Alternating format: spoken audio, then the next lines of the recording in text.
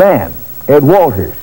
Skeptics argue that this is highly suspicious and challenge Walters' veracity. But now there is new videotape and new film of UFOs over Gulf Breeze, and none of it comes from Ed Walters.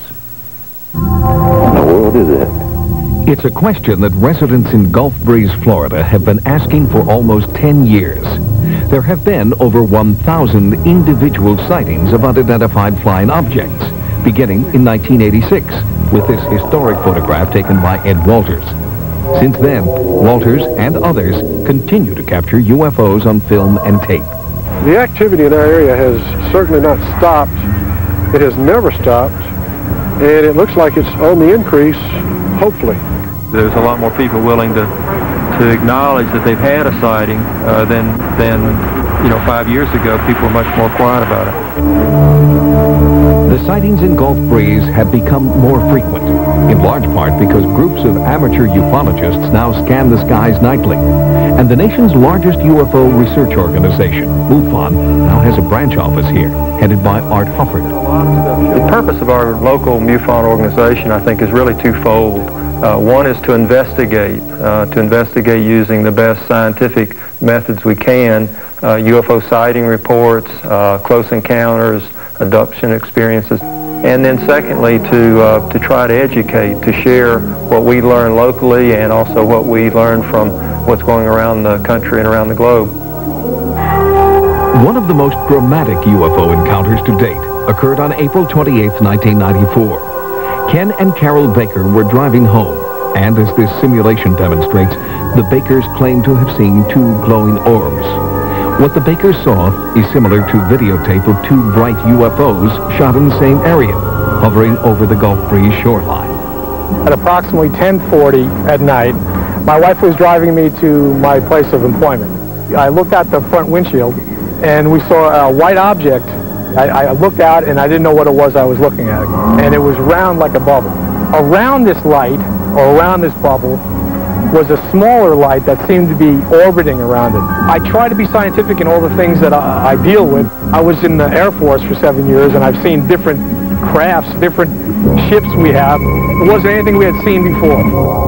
With the increasing number of sightings by credible townspeople and new videotape evidence, even hardened skeptics believe something is going on over Gulf Breeze.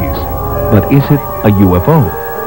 There's a program afoot to try to slowly educate people all over the world that we're not alone.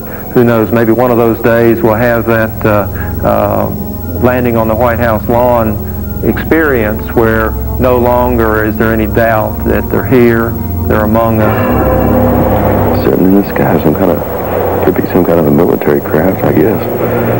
I doubt it, though. I think it's some kind of an alien craft, if you ask me.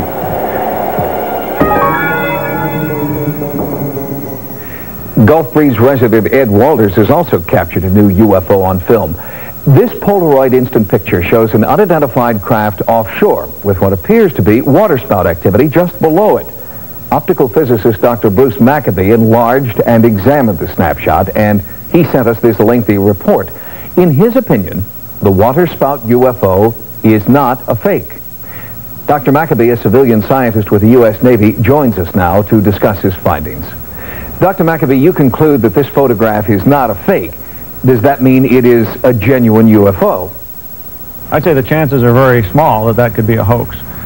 In this case, the sighting, as reported by Ed, lasted a couple of minutes at the most, but to put a large object out there in the middle of the Santa Rosa Sound would probably take hours. Dr. Maccabee, Ed Walters has been a key figure in the photographs and in the logging of activity in Gulf Breeze. Is it likely that one individual would be more prone to see and experience UFOs than some other individual? Ed Walters certainly has been a focus of a lot of attention, but for about 2.5 years, starting in November 1990 and running through July 1992, a group of people I call the Gulf Breeze research team down there went out virtually every night, logged about 180 or so sighting events, a few of which Ed attended, but most of those sightings, the witnesses were people who lived in the area, people who are just traveling through the area, tourists, and so on. Dr. Maccabee, how do your professional colleagues react to your interest in UFOs and your willingness to go out on a limb to say that there's something here? So I should point out, by the way, I do work at a Navy laboratory. And I have found that virtually every government laboratory, and I presume most civilian laboratories around the country, have people who are interested in this subject, just as there are people in virtually